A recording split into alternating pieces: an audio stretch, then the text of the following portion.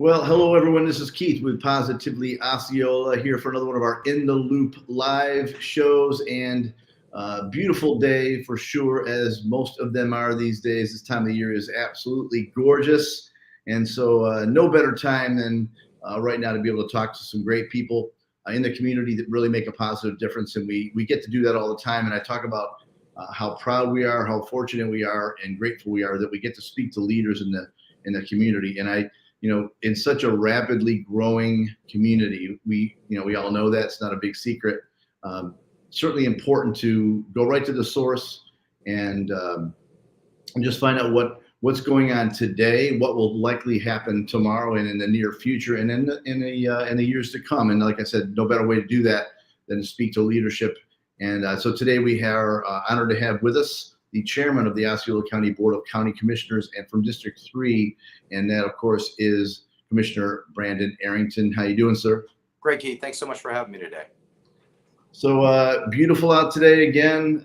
Love getting to talk about the county, and we were talking earlier, and I guess we'll keep it casual, then we'll make the official thing happen. But it's just been some beautiful weather right now.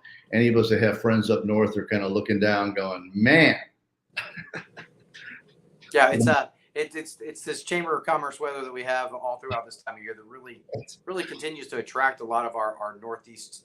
I wouldn't say visitors anymore. I should say neighbors. Yeah, right. Because they are moving down here in droves. And as I tell everyone, every time there's a bomb cyclone, there seems to be a giant influctuation of Northeastern folks into Osceola County and the state of Florida. Yeah, my wife tends to get up in the morning, have a cup of coffee, and start asking Alexa what temperature is going on in upper New York State, and some friends in Ohio and some of the upper states. And it's kind of you get one of those shivers when you start hearing -4. Yeah. I've spent my own time in Chicago and Colorado living, and right. And I will pick Florida any day of the week. No question. We got some folks popping on, so we'll go ahead and make it an official moment, okay? Perfect. Sounds like a plan. There we go.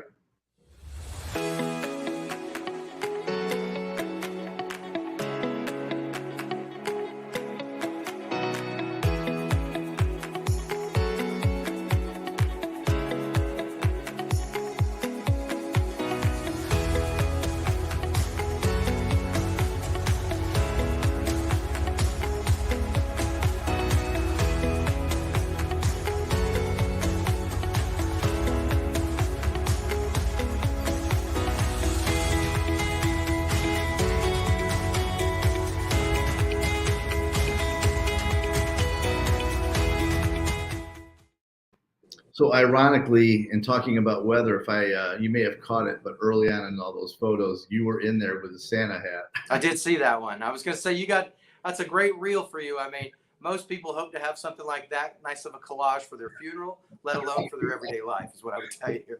That'll save my wife some time right there. Exactly. But no, it's even there again, doing a food drive in Florida in the middle of December, trying to make sure people have food, and I'm out there in a fishing shirt and shorts. It just goes to show you how great our community is. But you had the Santa hat on. Yeah, that's right. Doing my part. We were talking about, like I said, I don't think we've had a conversation in the last few years that didn't have the word COVID said a few times within it. Certainly, we look like, and nobody wants to jinx it, but we look like we're in a little healthier place right now. Hopefully we'll stay that way, right? No, we do. Our numbers are obviously on the decline. Though if you look at CDC and where Osceola County is and where Orange County is, we're still in that high impact area. So we're not out of the woods yet, but definitely getting a lot closer. You're starting to see a lot of people loosening up those restrictions. And I can tell you it's a conversation we're having at Osceola Arts as well about when do we start moving out of the mask for our audience members to keep not only our performers safe, but also all of our guests that come to our theater. And it's a big conversation here at the county. We masks are optional now if you come into the building, and that has not always been the case over the last 2 years. So and there again, we try and follow the science, look at the infection ratios and what's happening in our community to kind of determine where best we should be. But I think you and I can agree, everyone is ready to move on from this last 2 years and really the great opportunity that awaits us.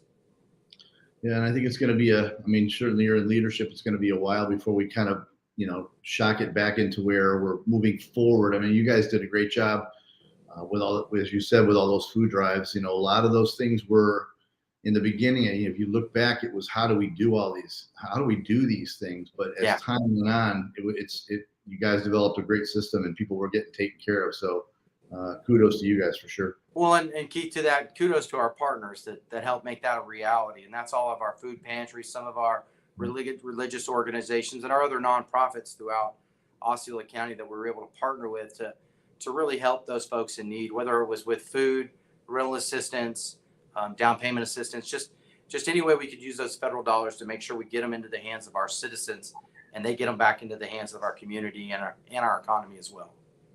Big deal. And like I think we said this a few times while at some of those food drives, the county was doing a great job, certainly with the Office of Emergency Management with Bill Litton and all the guys over there, and certainly Andrew Sullivan over there helping us communicate, doing a great job for when it came to hurricanes. And those were such a temporary emergency. I hate to say it that way, that's weird, but this was ongoing. And so the way you managed it was, from what I saw, and we were able to come out a lot, and you guys did a great job. So big deal. I appreciate it. We really tried to be really thoughtful and think long term with a lot of the federal dollars that we had received, because all communities received a good stipend from our federal government. Sure. And we've tried to use those for some long term impacts. And we've even looked at how we can help our students and our unemployed and underemployed get education opportunities, because that's another big thing that we've realized during each of the recessions that I've seen, whether it be in 2008 or during the COVID times here. Osceola County seems to always get hit the hardest, and that's due to our basis of industry here in our community. So we've really tried to work on trying to create the skills within our residents to attract newer and higher paying jobs, and also to lift those folks out of what may be a terminal situation into hopefully a career. Well said. So, we started, we'll keep on the same theme of the number of people moving into the area. So, we all know there's a lot of development, and like I said, I think before, it's not a secret. Florida is a great place to live. It really is. It's beautiful. I mean, if you can put up with maybe the July, August, September area, great place to live, and a lot of great folks around the Central Florida area specifically. We love Osceola County. It's a great thing. So a lot of folks moving into the town, into the area, the county, which of course puts pressure on the infrastructure. You bet. And so that falls into where you guys are. That's your wheelhouse. So why don't you share a little bit about that? And I know I've got some graphics that'll maybe hopefully support some of the things you're saying, but I'll turn it over to you. Take it away. Awesome. Thanks so much, Keith. And you're right. Obviously, transportation is a key issue to every resident in our community, no matter what your age or occupation or retirement status may be. And we're well aware of that here at the commission. Obviously, we've gone out a myriad of times, twice in the last 13 years, trying to increase a penny sales tax to help our infrastructure and really bring it up to the status that it needs to be. Those have failed, but however, we have had some other opportunities. For instance, we were able just to refinance Osceola Parkway, which created about $250 million to create some opportunity here on some projects in Osceola County. One of the projects that we're going to be doing over the next 5 years is the Simpson Road Phase 1. Currently, the design is complete, and we're planning to begin construction by the end of this year. That is going to include 10-foot wide sidewalks on both sides of Simpson Road, and it goes from Myers Road and Boggy Creek Road for about 1.2 miles. Also, the next phase of Simpson Road will be getting widened from 4 to 6 lanes through, all the way basically almost down to Fortune Road, where that currently is. And then that section will be going, the 2-lane section there will be getting widened from 2 lanes to 4 lanes down to 192, which will be great from a safety standpoint for the folks at the jail, also at Alco and the school bus barn there as well. Because you'd be amazed at how many individuals walk over that overpass over the turnpike on Simpson Road, and that's just a dangerous issue. We are fortunately being able to work with the turnpike to help us with that bridge, because that is a huge cost.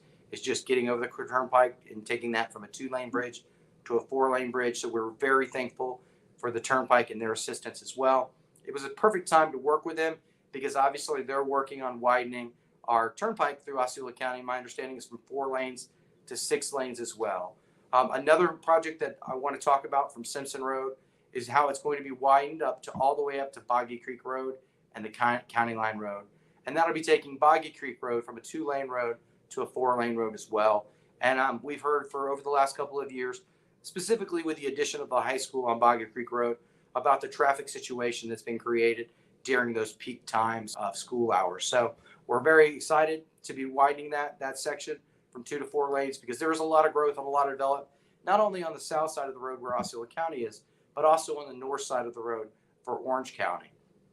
And we're continuing to work with Tavistock to create a northern corridor off of Boggy Creek for folks to be able to get into Tavistock with a little bit more ease, kind of expanding that grid to make flow easier throughout our county. So I'm sure those are long overdue projects to the individuals who live in that area. So we're excited to be able to start moving those forward now. Another project that we also have to deal with is Billback Boulevard. And we are actually widening that road as well and making some improvements there. So it'll be going from, it'll be a new 2-lane roadway, approximately 1.1 miles in length. And so we'll be going north from Fortune Road. Also, speaking of Fortune Road, there'll be some intersection improvements at Fortune and Simpson Road. That is an FDOT safety project, and we're working hand in hand with those folks. And that's $11 million in state and federal funds, with $6.3 million in federal funds for that project. So there'll be some raised medians. You can tell it's going to be a big safety improvement for that intersection, especially with Simpson Road going to 6 lanes. You're really going to need some of that stuff. And also, there's a lot more density over time. I grew up off Palm Tree Drive off Fortune Road when Fortune Road was a dirt road many years ago. So it's nice to see those improvements continuing to come along, and that whole corridor will see a vast improvement when all those things are done. Also, I want to move on to Neptune Road. Keith, I think you've got a slide for that as well. Sure. And I know individuals who live on Neptune Road or live in St. Cloud, who often come to Kissimmee, have been looking forward for that project as well. So the existing 2-lane segment will be now getting widened to 4 lanes all the way into St. Cloud at 192. So we're very excited for that.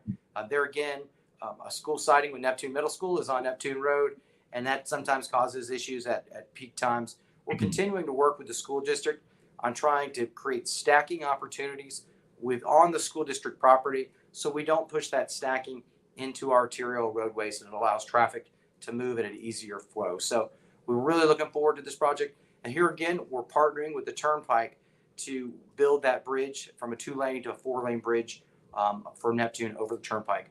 And there again, that's a big deal for able to have that collaboration to move that project forward. So we're really excited to see that, but specifically with all the development that's planned along the east side of Lake Toho. This improvement is a much needed one for our community. Great. Also for Fortune, we had the Fortune and Simpson Road intersection earlier. I think we also have coming up, I think you have a slide for this as well, is our Marigold Avenue and safety project down in Point Siena. So this will be a major $6.2 million project with $5.9 million in state safety funds for this. Like I said, it will include projects. It will be taking it from a light to a roundabout.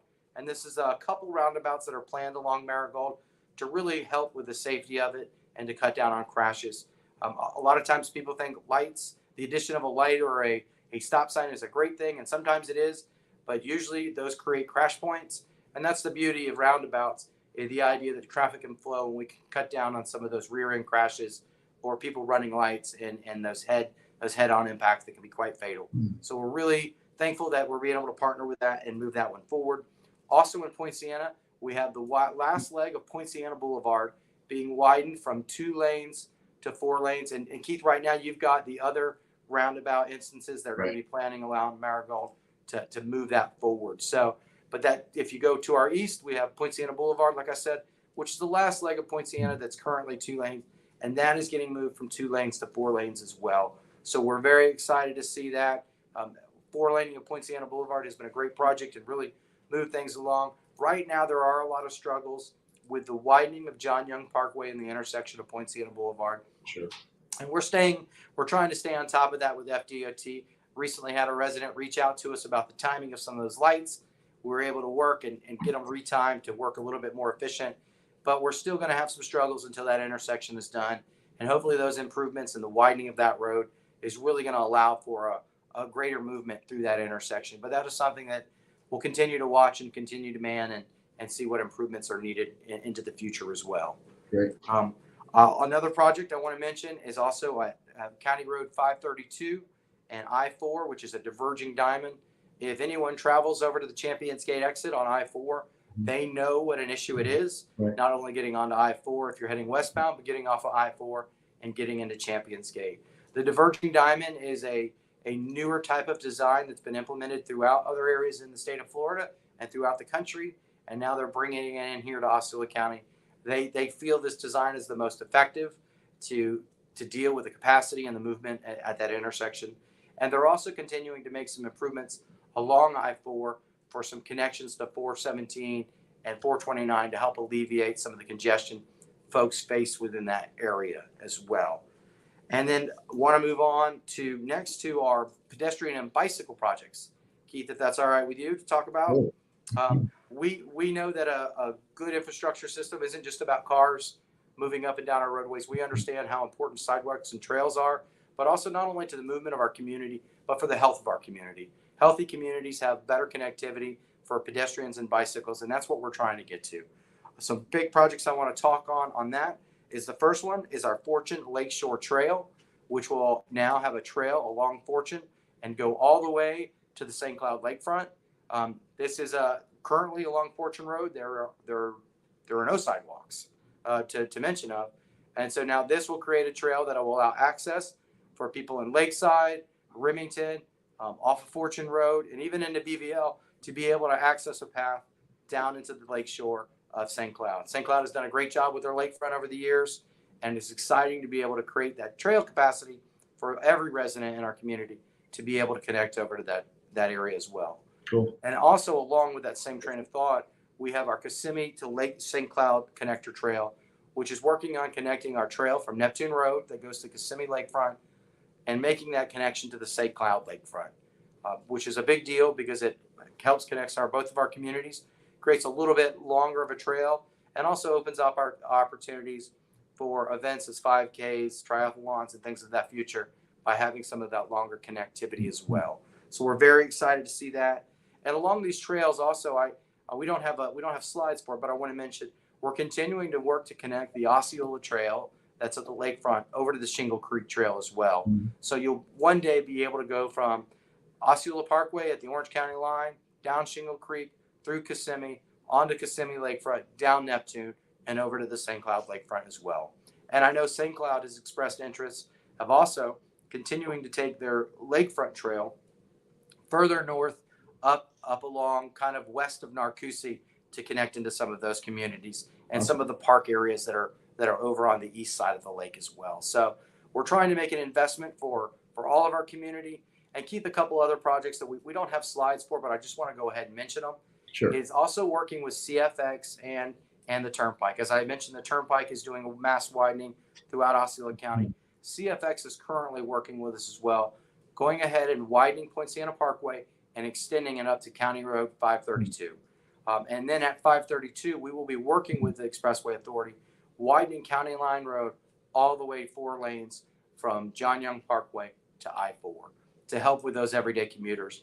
But we're not only finished trying to connect Point Siena Parkway to County Road 532, we're looking to connect it to 429 and I-4 as well. We've continued to have conversations with CFX and DOT, and we even crafted a letter writing campaign recently with our state legislators, our congressman Darren Soto, and our commission as well, reaching out to FDOT and trying to convince them that the connection of 429, I-4, and the Point Siena Parkway should be combined in the overall I-4 beyond the ultimate design. This is about $1 billion intersection that needs federal funding to move it along. And by doing this, we'll be able to make that connection from Point Siena, which is trying to get over to the Turnpike with the Southport study, also to I-4. And I'm sure I've mentioned this to you before, but that's a great connectivity, not only for my area in District 3 and Point Siena, but really for truck and trailer movement all throughout the state of Florida and connecting the Port of Miami and the Port of Tampa with a closer proximity, and also creating what we're referring to as a hurricane relief valve for South Floridians that are on the Turnpike looking to get off the Turnpike and could have quicker access to our hotel corridor along 192 and I-4 as well. So a lot going on. Right now, Osceola County's got about $210 million of our own money. But overall, with CFX, DOT, and the Turnpike, we have over $2 billion worth of infrastructure projects happening in our community over the next 4 to 5 years. So I will be honest, there's going to be some growing pains over the next 4 to 5 years while all of this is in construction. But once it's done, it's really going to help move a lot of us forward. And then one more project, Keith, that just came to my attention the last 2 weeks, I want to make sure I touch on, because this is a big deal to my residents and not only District 3, but also folks in District 1. And that is the redesign of the intersection of Pleasant Hill Road and John Young Parkway. Right. DOT has brought forward 2 different designs in the past. The last one that most folks know about is a flyover from John Young Parkway onto Pleasant Hill Road. However, DOT has done a study, looked at the volume at that intersection, and had realized that at a cost of $100 to $150 million, that project would actually be failing by the time it would open. So they have come forward with a new design, which still has a flyover specifically for traffic on John Young Parkway heading eastbound into Kissimmee. And what they are doing is this new design, there will be a quad road, which will be a 4-lane road from John Young. So if you want to get to Pleasant Hill and head south, all that traffic will flow through that quad road. And if you're going straight, you'll go straight through the intersection. But what the design does, it's different, is there will be no left turns in the intersection of John Young Parkway and Pleasant Hill Road. And the way they accomplish that, and they told me, and I'd never heard this before, they called them Michigan U-turns. And it's a U-turn that's past the intersection. So if you wanted to say, let's say you were on Hoagland Boulevard and you wanted to head east on John Young Parkway, and so you're heading towards Pleasant Hill Road, you would actually have to go west first, make a U-turn, and then come back in order to head east. So this latest rendition that DOT has brought forward moves more traffic and does not fail by the time they build it. Right. It cost about $55 million to build, and they say it is fully funded and can be under construction by the year 2025. Really? Yes. So, and that's a big deal because to date, we have never had any design fully funded at that intersection to date. And it's been an issue. And thankfully, Rep. Arrington has been a great advocate for this intersection in Tallahassee and communicating with DOT as well, the need for us to be able to push this intersection forward. And fortunately, there's federal funding at the state level, that surplus that's able to help us put this project in and hopefully move it forward. I know they're going to be planning a community meeting in the near future. So folks in that area who might be interested, please stay tuned. Awesome. You know, when you were going through all those slides, what hit me first was how interconnected everything is, right? In reality, I think for me, we all have our spots, whatever our, however we typically travel from home to work and to whatever else we're doing. And we have the familiar places that might be backed up, and those are what they are. So that becomes, to me, it becomes quite personal because that's what you're living in, frequently, right? Oh yeah.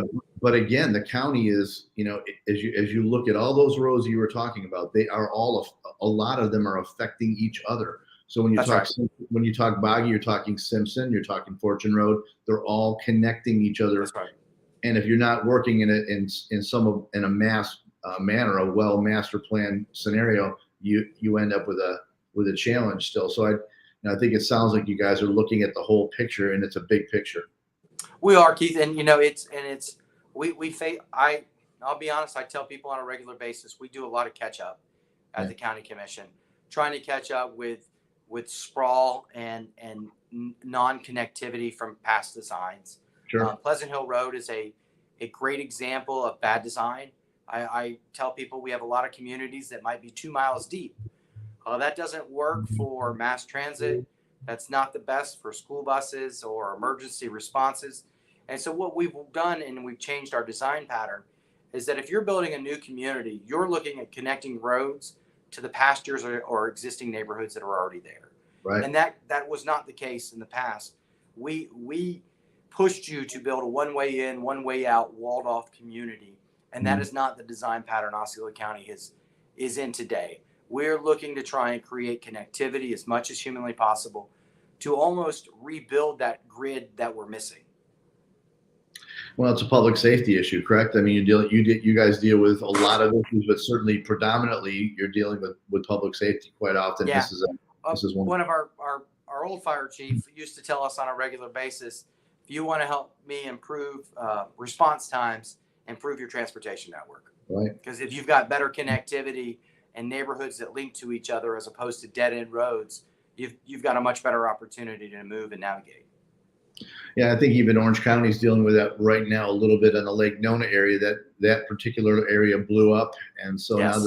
now it's a different day. It's a different day. I've been up there twice in the last month, and it's congestion to get to south to 417 Yep. from that area. I will tell you, rivals Pleasant Hill Road. No question. It is unbelievable the delay in movement there. Yeah, So, you're passing through schools, and to get it to an interstate is kind of challenging for sure. So yeah, and then and there again, construction's tough, right? Yep. They're trying to widen and create some more capacity because it's taken off so quick up there, but it's tough working through those growing pains, and unfortunately or fortunately, we're going to be doing that here in Osceola County for the next couple of years. So that means we can't put a bento Asian food restaurant anywhere near what we're doing right now, because that's why I head up there. That's a good enough reason. Anything else you want to share with us before we close out today? No, I tell everyone we had a workshop this week, and I look forward to talking with you next time we get on here, telling everybody a little bit about what our workshop was, what we got accomplished, and some of the things the commission is looking at moving forward. Awesome. Well, you're a busy bunch, no doubt about it. Like I said, the county is not getting any smaller, and it's not getting spacey. So yeah, and as I just was told from the supervisor of elections today, we have over 250,000 registered voters in Osceola County. And historically, if you've looked at our voter registration and compared it to our overall populations, it's usually about 50%. Right. So I don't know if we're at 500,000 people yet in Osceola County, but I would tell you we are probably not far off. Whether our census numbers say that or not, that's kind of where I would tell you we are with our age and our young population of an average age of 36 with the amount of kids that we have in our school system. So we are a boom town if there ever was one. And, and I understand how it can be a challenge to folks, but I'll take a booming economy and a community over a Rust Belt community that's trying to figure out what to do with underemployed kids and kids who are not underemployed, schools that have not enough kids to be able to fill them. Sure. Law enforcements that are fading, fire departments that are fading because of lack of budgetary dollars with depression and revenue. And that is not the case in Central Florida. I mean, obviously we've all seen as homeowners or renters, the escalation in value in this area. And I don't see it slowing down anytime soon. No doubt about it. Yeah, I mean, we talk about that ourselves as well. It's the choice of, you say, okay, is this and people say it all the time, is this a time where maybe I should look for something with more open space? And the answer is, again, for us, it comes back, and it is personal. For us and my family, our choices, we really love where we are at. Our business is certainly talking to people, and there are a lot more people to talk to these days for sure. So, well, that's right. I mean, you've got a growing opportunity for your organization with the population and the amount of events and things that are happening here. It's Central Florida from a business perspective. If you look at any of the OEP numbers on new businesses and headquarters that are coming to Orlando and Central Florida as a whole, it's staggering. I mean, there is a lot of opportunity for individuals in the workforce here in Central Florida, and I would tell you from all skill levels.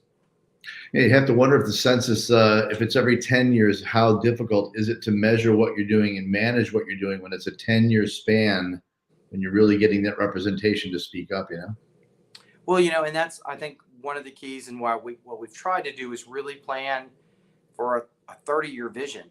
And that's how I've tried to look at it as our community, whether it's laying out our parks plan, whether it's laying out our master plan for fire stations, how we grow and evolve that.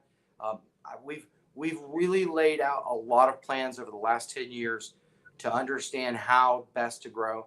And I would tell you, look no further than our development pattern with what we've got planned on the east side of Lake Tahoe and also on the north side of 192 in the Northeast Ranch.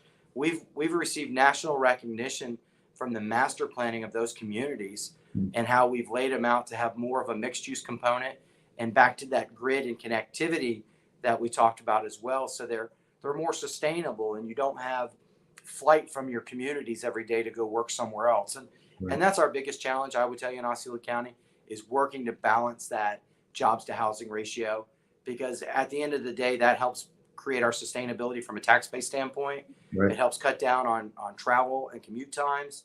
And at the end of the day, it allows you as a resident to have a better quality of life too. So, but we've really tried to take that long range vision. And the same thing with Neo City. It's a 30-year plan on trying to move that forward. It never was a 5 or a 10-year. We knew there's a lot of steps to be taken to get where we need to be. Yeah, 5 years tough. I mean, even how we lay out our backyard at our own house takes more than 5 years. A lot of times, unfortunately. Yeah, no doubt. Well, I appreciate you, man. I know that you're busy. I know you're busy. No problem. Thanks for having me. I appreciate it. It's good to chat with you always. Yeah, these are great topics. I know that these are topics that you get varied opinions on these things, and so so my position to everybody is, if you have, we have a representative government, right? And if you have an issue, I'll put it on again. Reach out for sure. That's good. And let somebody know what you're thinking. That's what we try to do. And I think it's a way to go. Again, we appreciate you coming over today, and thanks for supplying the graphics. I think that really makes it where people can take a look at what you're talking about, and it kind of sinks it in better. Appreciate it. I'm glad our team was able to get those over to you. Yeah, good bunch over there, no question about it. Sure. All right, so much, Keith. Yeah, sure. You betcha. Let me see if I can find where I'm at. There it is. Anyway, again, we appreciate you coming. This is Keith with Positively Osceola, along with the chairman of the Osceola County Board of County Commissioners for District 3, and that would be Brandon Arrington, together making a positive difference in and around Osceola County. Thank you, Commissioner. Thank you, Keith.